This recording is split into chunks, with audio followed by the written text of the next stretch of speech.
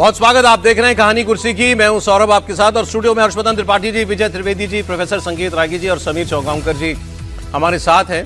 एक तो मई की धधकती गर्मी में जनता जल रही है और दूसरा महंगाई की मार से पेट्रोल और डीजल के दामों में फिर बढ़ोतरी हुई है और 10 दिन में चौथी बार डीजल और पेट्रोल की कीमतें बढ़ गई हैं। आज पेट्रोल ₹2.61, डीजल ₹2.71 प्रति लीटर महंगा हुआ है। 15 मई को 3 रुपए का इजाफा किया गया था और 19 मई को पेट्रोल 87 पैसे और डीजल 91 पैसे महंगा हुआ था। इससे पहले 23 मई को भी पेट्रोल के दाम 87 पैसे और डीजल 91 रुपए बढ़ा दिया गया था।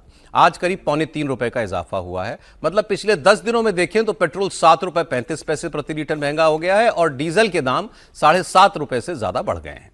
इस बीच सीएनजी के दाम भी बढ़ते रहे हैं। मिडिल ईस्ट में 28 फरवरी को युद्ध शुरू हुआ था, लेकिन भारत में 2 महीने तक तेल कंपनियों ने डीजल और पेट्रोल और सीएनजी के दाम नहीं बढ़ाए थे।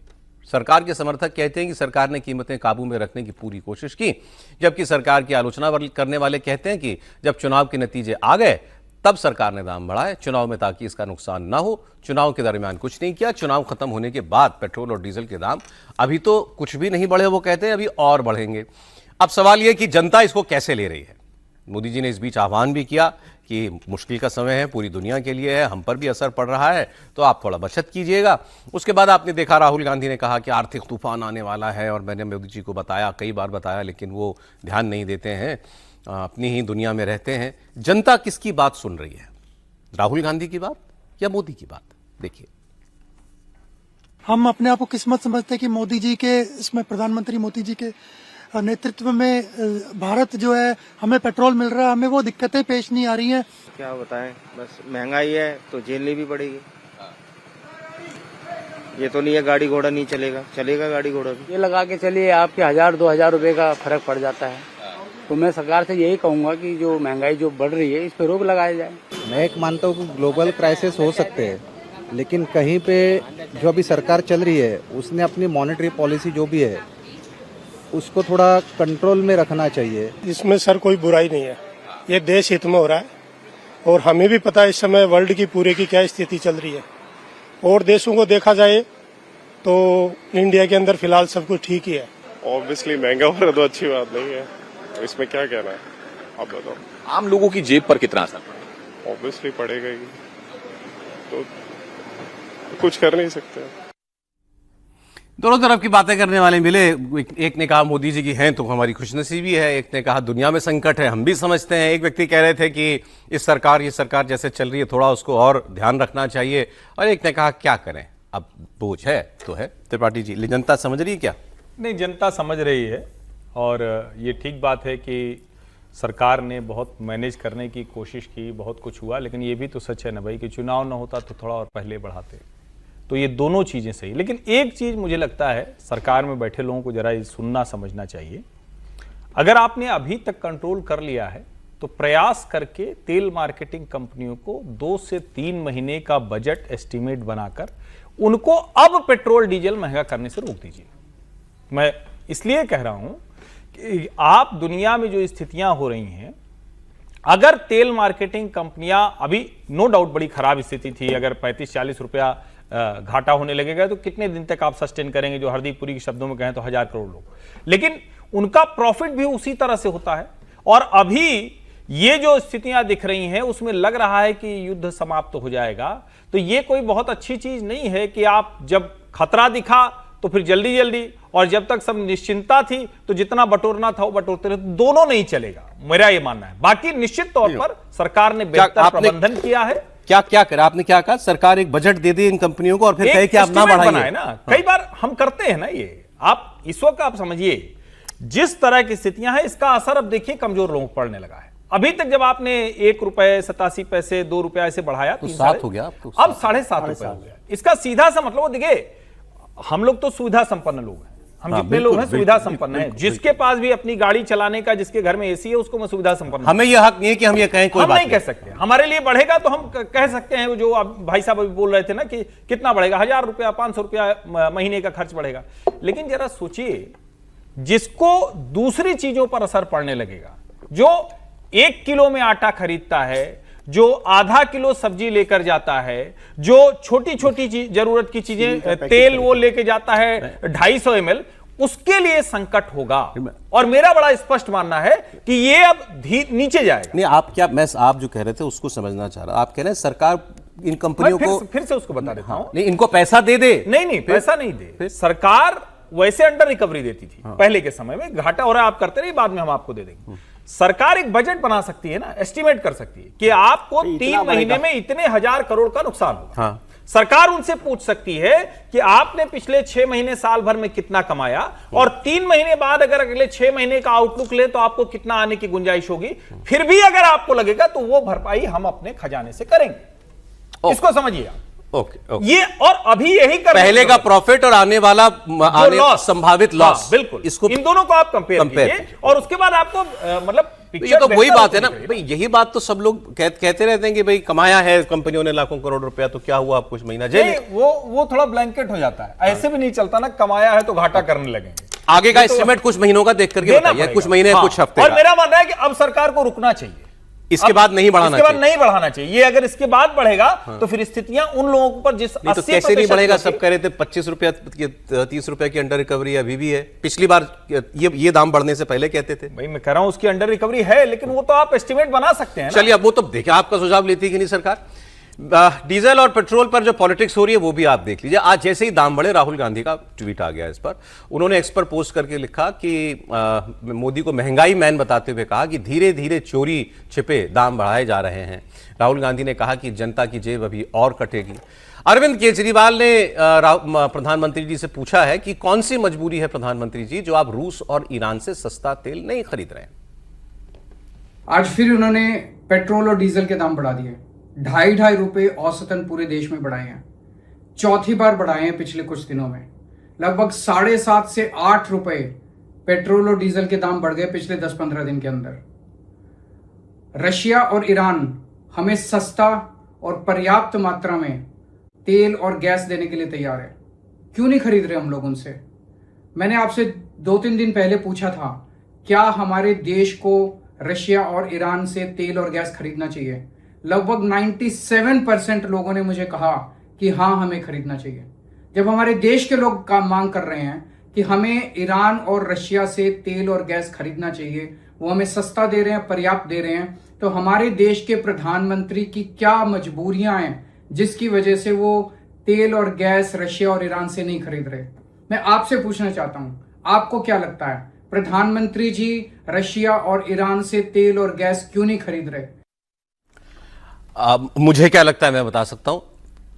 हम रशिया से तेल अभी भी खरीद रहे हैं, सबसे ज्यादा खरीद रहे हैं, सबसे ज्यादा हम रशिया से ही अभी भी कई लाख बैरल तेल रोज आता है। दूसरा बिगेस्ट है, और आज की तारीख में सबसे बड़ा बिगेस्ट सप्लायर रशिया है। और दूसरा, रशिया अब सस्ता तेल नहीं देता है।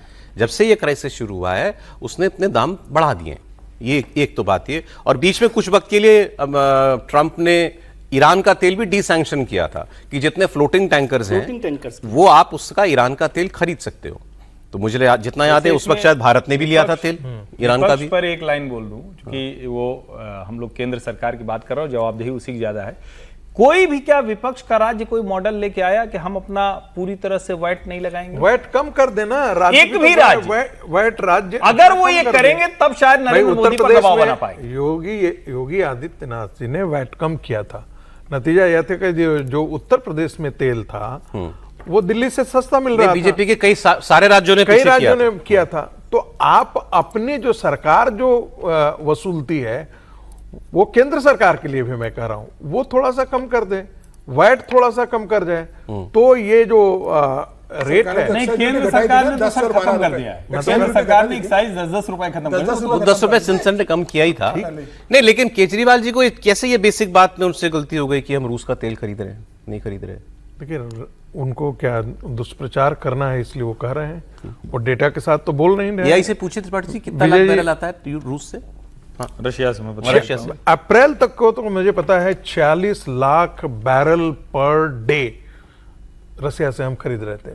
46 लाख बैरल, कहाँ 14 लाख बैरल अगर खरीदारी हो रही थी और हम अप्रैल महीने में ऐसा इतना मैक्सिमम जो पीक पर गया था वो इतना गया था। ठीक है। तो ऐसा तो है नहीं कि हम रसिया से तेल नहीं, सबसे ज्यादा तेल आज भी आप रसिया से ही खरीद रहे हैं।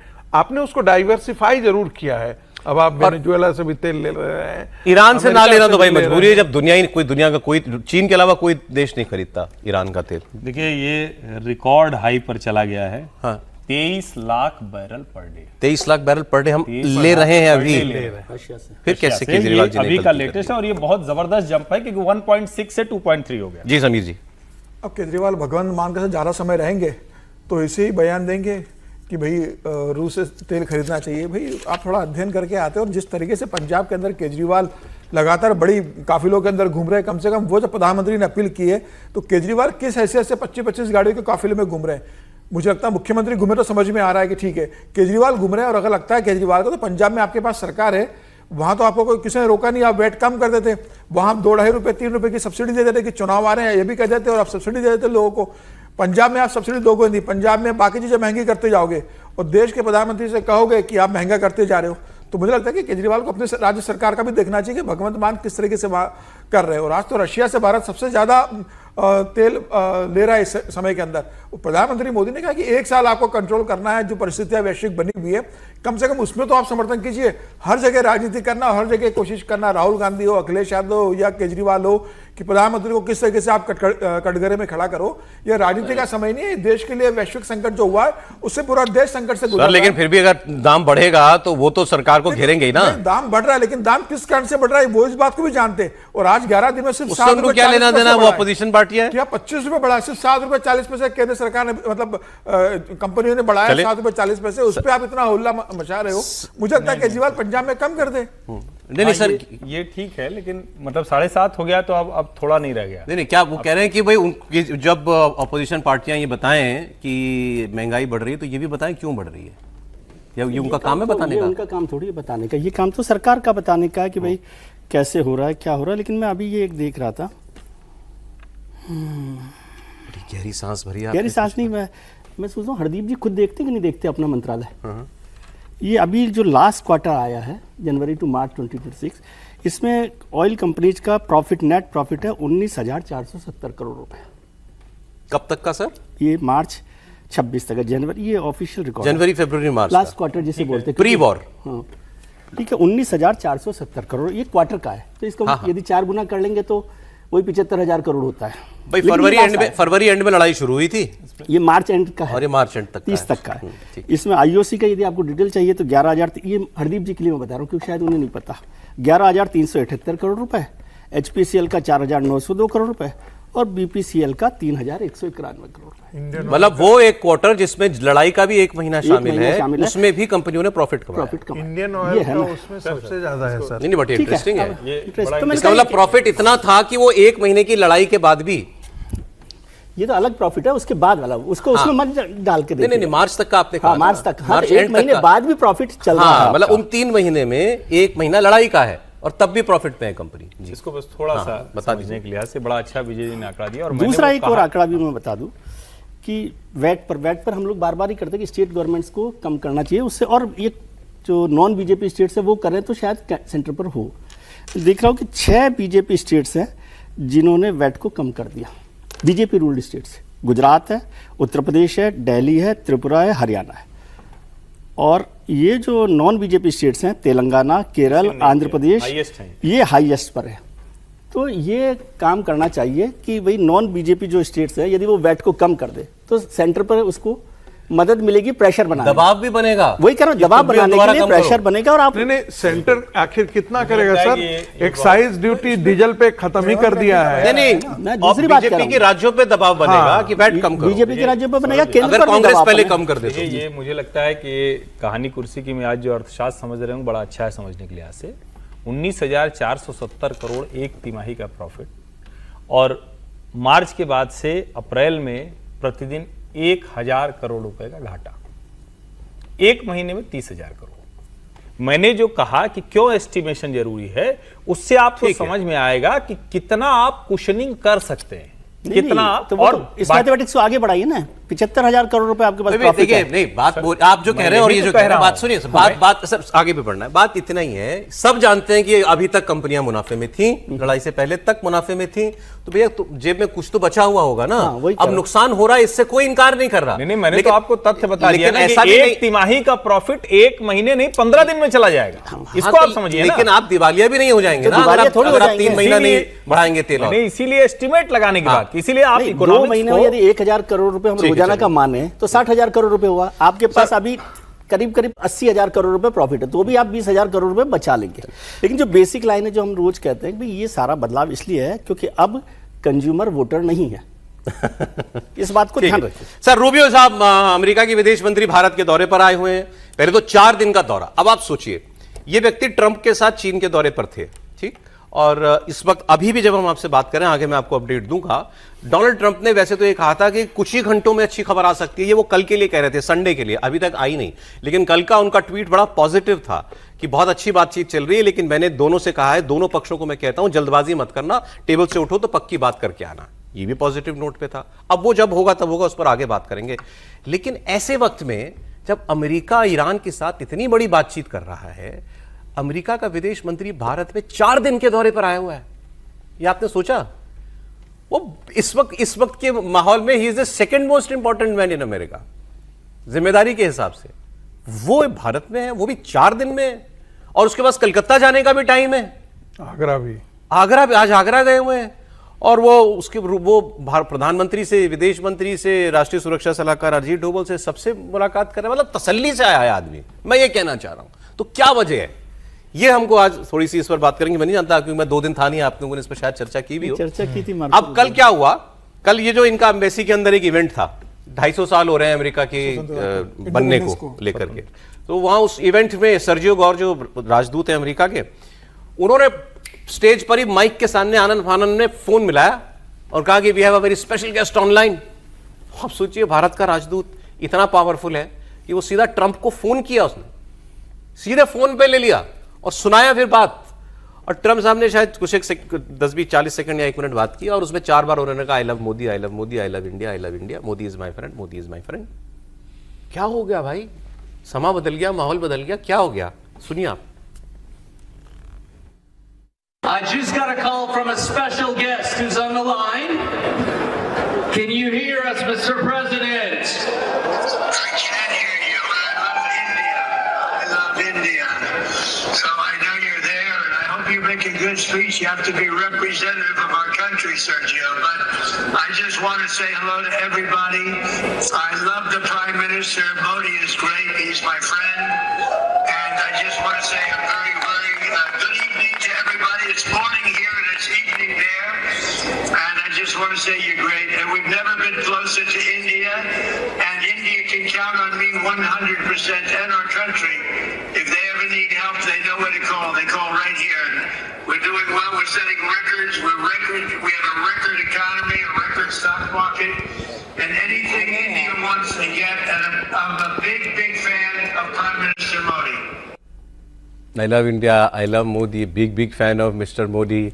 India can trust me 100%. ये तो ना हो पाएगा मुझे, ये तो नहीं कर सकता भारत, अब नहीं कर सकता है आपके साथ। लेकिन एक इससे सबसे बड़ी बात तो ये हुई कि जब ये सर्जियो गौर की नियुक्ति हुई थी, दुनिया ने कहा था कि ये बहुत विश्वस्त आदमी है, उसका आपको सबूत मिल गया, ब्लू आइट बॉय, जो फोन पे ले सकता है राष्ट्रपति को। और ट्रंप ने जो कुछ कहा सर, जो चापलूसी कर रहे थे, किस लिए कर रहे थे?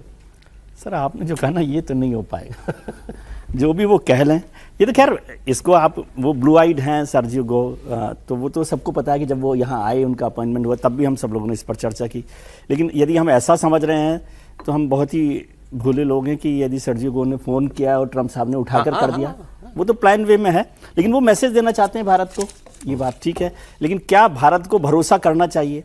और जब आपने कहा 4 दिन की यात्रा पर विदेश में हैं, और वो बताया जा रहा था कि वो ट्रंप साहब के मैसेज पर यहाँ ट्रेड डील के लिए आए हुए हैं, तो उनका भरोसा 100%, 90%, 50% तब होगा जब रूबियो यहाँ से जाए तो भारत के लिए कुछ करके जाए डील को लेकर, तब तो कोई मायने है। बाकी वो 100% ये और आई लव मोदी और बेस्ट फ्रेंड मोदी तो वो अब तक 1000 नहीं, बार कुछ बोल लोग ये चुके कह रहे हैं कि जो डैमेज हुआ है इंडिया अमेरिका के रिश्तों में, रूबियो को वो उसकी उसी के लिए पैबंद लगाने उसी के पैबंद के लिए भेजा, तो उसका कोई वो भी तो निकालना पड़ेगा ना रास्ता। पैबंद कैसे कोई आउटकम होना चाहिए। आउटकम होना चाहिए, तो वो आउटकम क्या आता है उससे हम लोग तय कर पाएंगे कि ट्रंप साहब जो हैं वो प्रधानमंत्री। लेकिन अटपटा नहीं है सर, इतनी दुनिया में उथल पुथल हो रही है और अमेरिका के विदेश मंत्री 4 दिन भारत में है। या तो उस हवाले में भी कोई हवाले से भी कोई बात होनी है, ईरान के हवाले से भी कोई बात होनी है। देखिए, मुझे लगता है कि जो पढ़ा, रिपोर्ट्स पढ़ी, उसमें मैंने कहा है कि अमेरिका को कहीं ना कहीं इंडो पैसिफिक लेकर